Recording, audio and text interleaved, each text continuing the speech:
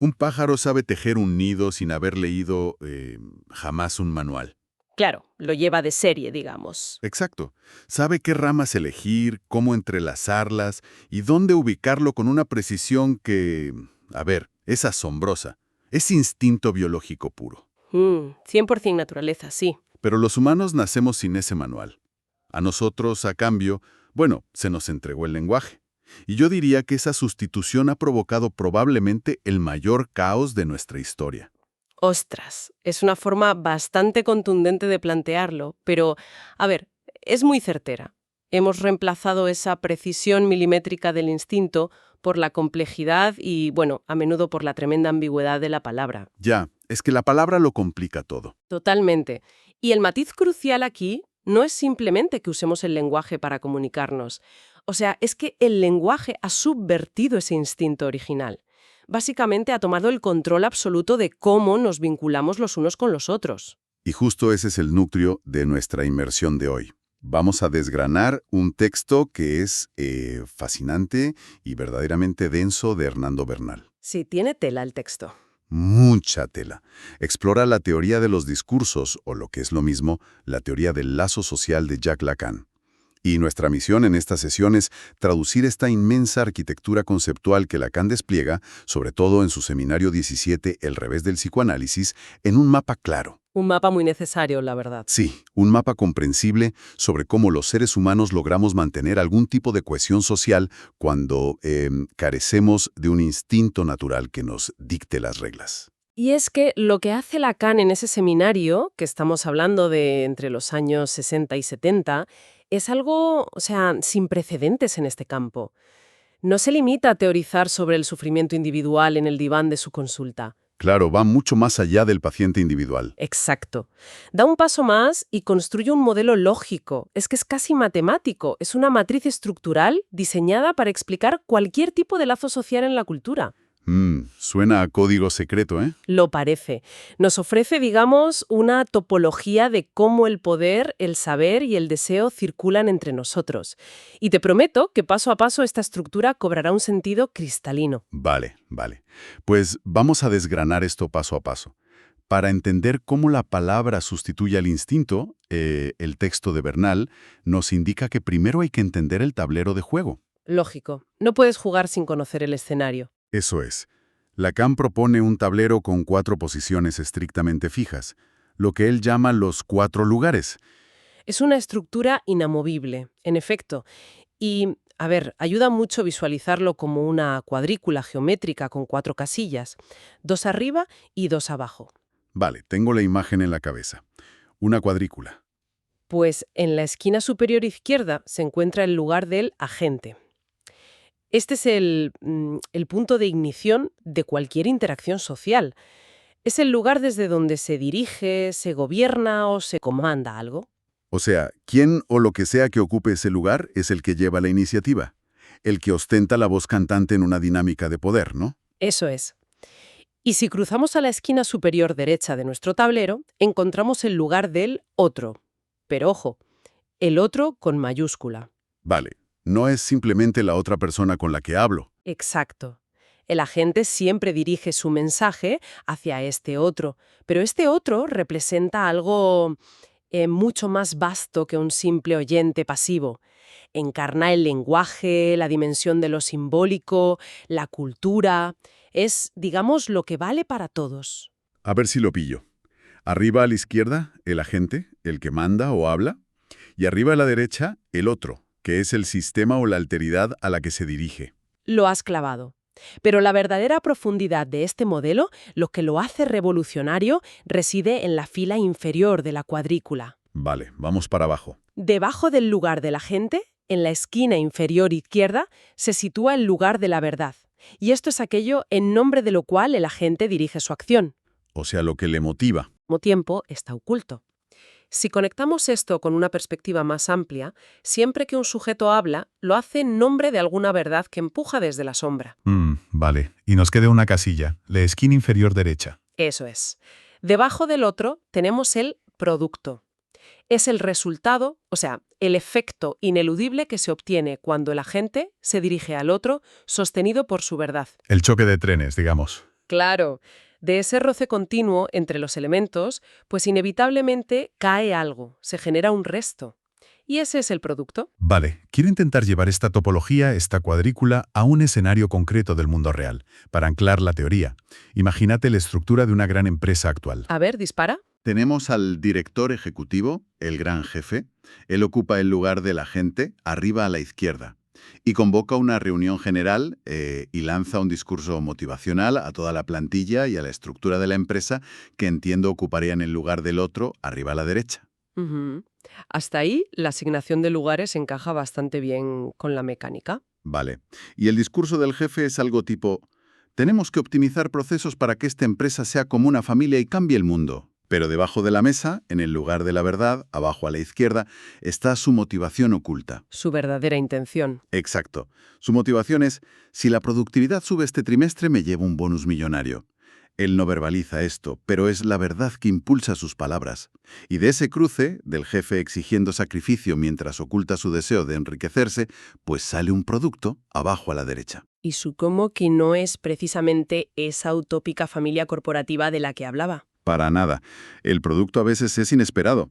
Termina siendo el agotamiento crónico de los empleados o directamente una huelga. ¿Funciona el ejemplo? A ver, funciona a medias. ¿Ah, sí? ¿Por qué? El problema con el ejemplo del director ejecutivo es que asume que la verdad oculta es, digamos, una motivación puramente consciente, como si fuera un plan maquiavélico o un cálculo de codicia que el jefe simplemente decide callarse. O sea que la verdad no es que te estés guardando un secreto aposta. Exacto. Si nos ceñimos al rigor clínico del modelo de Lacan, esta verdad suele ser inconsciente, es estructural. A menudo, el propio agente ni siquiera sabe qué es lo que realmente impulsa su discurso. Ostras. O sea, el jefe se cree su propia mentira. Claro, puede que ese jefe realmente se crea el cuento de la familia corporativa a nivel consciente. La verdad, en el sentido psicoanalítico, no es una mentira deliberada. Es una falla fundamental en la constitución del sujeto que empuja el discurso sin que el que habla pueda dominarla. Vale. Ese es un matiz crítico. Yo estaba asumiendo que el jefe era un manipulador, pero no estamos hablando de conspiraciones de pasillo. Hablamos de fuerzas estructurales que escapan a nuestro control. Eso es. Pero entonces, si la verdad es inconsciente y siempre genera un producto que no cuadra exactamente con la intención inicial, la gran pregunta que me surge es: ¿qué elementos se mueven por esos lugares? ¿Qué viaja desde la gente hacia el otro? Y aquí es donde Bernal, en su texto, nos introduce en lo que se llama el desplazamiento regulado. Suena a ingeniería de tráfico. Un poco, sí. A ver, los 4 lugares de los que hablamos son fijos. Son el tablero. Pero sobre ellos rotan 4 términos específicos, 4 piezas. Las piezas del ajedrez. Exactamente. 4 piezas matemáticas. Vamos a repasarlas brevemente para ubicarnos. La primera es el sujeto barrado. En los apuntes se representa con un símbolo que parece un dólar. Es una S cruzada por una barra vertical. Espera, frena un momento. Vamos a evitar la jerga así de golpe. ¿Qué significa exactamente eso de sujeto barrado? O sea, se refiere a un sujeto dividido. Es cindido por la acción del lenguaje. Es alguien que es incapaz de ser abarcado por una sola palabra, atrapado entre significantes. Vale, sujeto dividido. Anotado. ¿Cuál es la siguiente pieza? Luego tenemos el S1, que es el significante amo. El significante amo. Sí, también llamado significante unario. Es la marca que representa al sujeto, digamos que es el mandado sin justificación. Y siempre va acompañado de su pareja ineludible, el S2, que es el saber. O sea, el S1 es el amo y el S2 es el saber. Exacto. El S2 es la cadena de palabras, el entramado de conocimientos que se necesita para darle un sentido a ese S1. A ver si te puedo presionar un poco con otro ejemplo mundano para entender la relación entre el S1 y el S2. Venga, inténtalo. Imaginemos un título oficial, el título de doctor en medicina.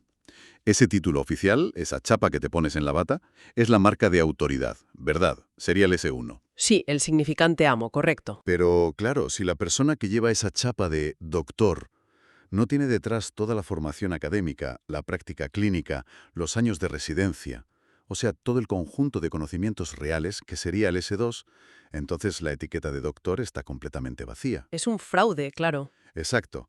Es el S2, el saber, el que respalda al S1 para que no sea un simple ruido vacío. Lo fascinante de esto es que, aunque es una aproximación muy válida, en Lacan hay que llevarla un paso más allá. Más allá. Sí, para entender la alienación del sujeto.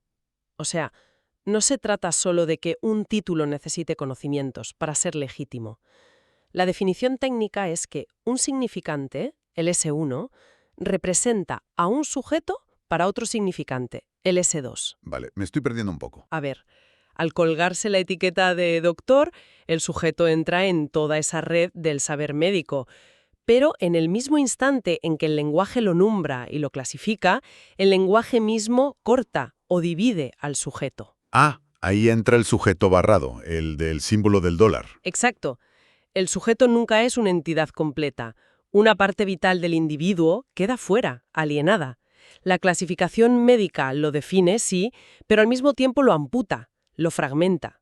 O sea, yo soy más que el título de doctor, pero el sistema solo me ve como ese título respaldado por ese saber. Siempre hay algo de mí que no encaja en la etiqueta. Eso es. Y supongo que eso nos arroja directamente a la cuarta pieza del rompecabezas. Si los términos S1 y S2 representan el orden del lenguaje y del saber, ¿qué pasa con todo aquello que no se puede explicar con palabras? Buena pregunta.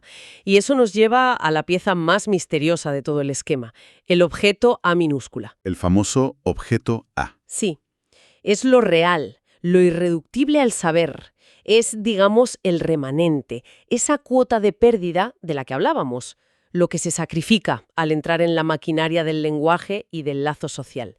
Y a la vez, paradójicamente, es lo que causa nuestro deseo. Y aquí es donde la cosa se pone verdaderamente interesante.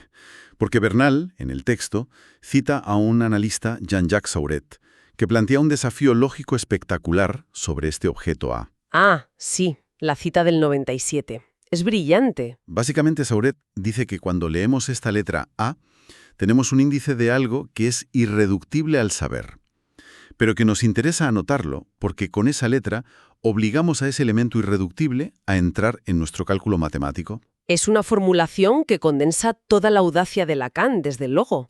Pero fíjate, a nivel lógico, a mí me parece una contradicción, una paradoja insalvable. ¿Por qué lo dices? A ver, si por pura definición el objeto A es lo irreductible, eso que escapa totalmente a la representación del lenguaje, ¿no es una ironía brutal que Lacan decida asignarle una letra, la A, para obligarlo a entrar en una ecuación?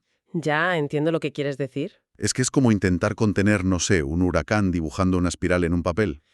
Claro, pero esto plantea una cuestión fundamental, y es exactamente el propósito metodológico de Lacan. A ver, piensa en el álgebra tradicional. Las famosas X e Y's de las matemáticas. Exacto. Usamos variables como la X para representar un valor desconocido. Tú necesitas poner esa letra en la ecuación para que la fórmula logre sostenerse y te permita operar con ella, aunque en ese momento no tengas ni idea de qué hay dentro de la X. Vale, entiendo. La estructura necesita el espacio reservado. Al otorgarle la letra A, Lacan no está cayendo en el error de creer que ya ha explicado lo incomprensible con palabras. Lo que hace es delimitar su contorno. O sea, marca en el mapa el agujero negro donde el conocimiento choca contra un muro. ¡Ostras! Es como el concepto de la materia oscura en astrofísica. Los científicos no pueden verla, no emite luz, escapa a la observación clásica, ¿eh? Pero tienen constancia absoluta de que existe porque si no las galaxias se desmoronarían. ¡Qué buena analogía! Las matemáticas exigen que haya algo ahí provocando la gravedad, y por eso incluyen la materia oscura en sus ecuaciones, aunque no sepan qué demonios es. Sirve muchísimo para ilustrarlo, sí. Aunque bueno, con una pequeña divergencia conceptual. A ver. Mientras que la materia oscura es lo que aporta cohesión, lo que mantiene unidas a las galaxias, en tu ejemplo, el objeto A de Lacan es exactamente lo contrario. Lo contrario. Sí, es el elemento discordante. Lo que impide que el lazo social sea armónico es el tropiezo eterno de la interacción humana. Vale, vale. No es el pegamento, es la grieta en el edificio. Exacto, es la grieta. Y aquí conectamos de nuevo con la idea fundacional de Sauret y de Bernal. La palabra toma el lugar del instinto biológico y lo pervierte, o lo subvierte. Volvelos al pájaro y al nido del principio. Sí. Como los humanos no tenemos un instinto puramente biológico que nos dicte cómo relacionarnos, dependemos del discurso, del lenguaje, para crear el lazo social. Pero como el lenguaje es imperfecto y siempre falla, pues siempre sobra algo. Exacto. Ese algo que sobra, esa grieta, es el objeto A. Al poner a funcionar la máquina de los 4 lugares, al intentar comunicarnos, el sistema siempre arroja un producto defectuoso. Nunca hay una operación 100% limpia, ¿no? Nunca. Ningún mandato, ninguna ley, ninguna relación amorosa logra transmitir todo su sentido sin dejar tras de sí un rastro de insatisfacción, de malentendido. Entonces, ¿qué significa todo esto en realidad? O sea, si nos llevamos todo este esquema de 4 lugares y 4 términos a nuestro día a día, significa que comprender esta matriz cambia por completo la forma en que vemos las interacciones cotidianas. Radicalmente, sí. Porque ayuda a quien nos escucha a darse cuenta de que detrás de cada orden que recibimos, o sea, el agente, hay siempre una verdad oculta e inconsciente que lo empuja. Así es. Y que ninguna comunicación va a ser perfecta. Claro, porque siempre hay un producto que se nos escapa al entendimiento total, que sería el objeto A. Es que esa matriz nos otorga una herramienta analítica brutal. Ya no basta con atender a lo que dice un político o una institución desde su púlpito de agente. Tienes que mirar debajo del tablero. Tienes que preguntarte, ¿qué verdad inconfesable operan los cimientos de su demanda? Y sobre todo, ¿qué resto, qué desecho humano o social está generando como producto en esa esquina inferior derecha? Es sobrecogedor, la verdad. Y me parece el punto perfecto para ir cerrando. Ver las dinámicas humanas bajo esta geometría nos hace entender que las fricciones que tenemos en la convivencia no son simples errores técnicos. Son fallos de origen, ¿no? Son de fábrica. Y fíjate, eso nos deja con una reflexión final que a mí me parece que sacude bastante los cimientos de cómo pensamos la sociedad. A ver, cuéntame. Si aceptamos la fórmula de Lacan, de que toda interacción social inevitablemente genera un producto residual irreductible que escapa al sentido, ¿significa esto que la idea misma de una sociedad utópica es imposible? Ostras. O sea, creer en una comunicación humana sin malentendidos es, matemáticamente hablando, una imposibilidad absoluta. Madre mía. Es una pregunta abrumadora para cerrar esta inmersión profunda. Está claro que cuando la humanidad cambió el instinto por la palabra, firmó un contrato donde el fracaso de la perfección venía garantizado en la letra pequeña. Literalmente, en la letra pequeña. En fin, lo dejamos aquí. Gracias por acompañarnos a desenredar este mapa sobre cómo los humanos intentamos, con más o menos éxito, vincularnos los unos con los otros. Nos vemos en el próximo análisis.